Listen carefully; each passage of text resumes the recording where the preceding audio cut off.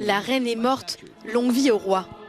À 73 ans, Charles, éternel héritier, est propulsé sur le trône d'Angleterre après le décès de sa mère jeudi. La date de son couronnement n'est pas encore fixée, mais le prince de Galles vole vers un destin pour lequel il s'est préparé tout au long de sa vie.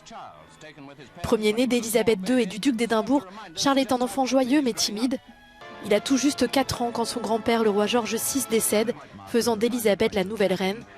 Sa mère, happée par ses fonctions, ne lui accorde que peu de temps et laisse à son époux Philippe le soin de son éducation. Rompant la tradition d'un enseignement assuré par des précepteurs à Buckingham, Charles est envoyé à l'école à Londres, puis en pensionnat dans le nord-est de l'Écosse. Il devient le premier membre de la famille royale, diplômé d'université. Conformément à la tradition, Charles prend ensuite l'uniforme. Il débute comme pilote de la Royal Air Force avant de rejoindre la Royal Navy.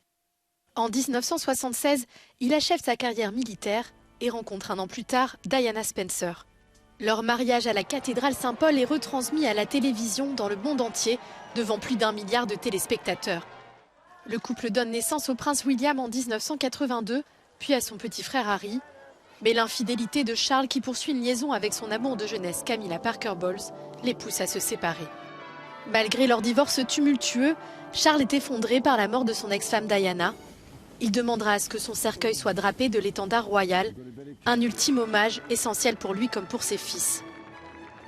Le 9 avril 2005, après plusieurs décennies d'un amour clandestin, Charles épouse en secondes noces Camilla Parker Bowles, une union qui divise au sein de la famille royale mais aussi chez les Britanniques. Mais Charles tient tête et assume ses fonctions officielles à ses côtés. Amateur de polo et de grands espaces, passionné de botanique, le prince Charles apprécie le calme de la nature anglaise. Un calme qu'il ne devrait pas retrouver de sitôt en endossant à 73 ans ses nouvelles fonctions de souverain.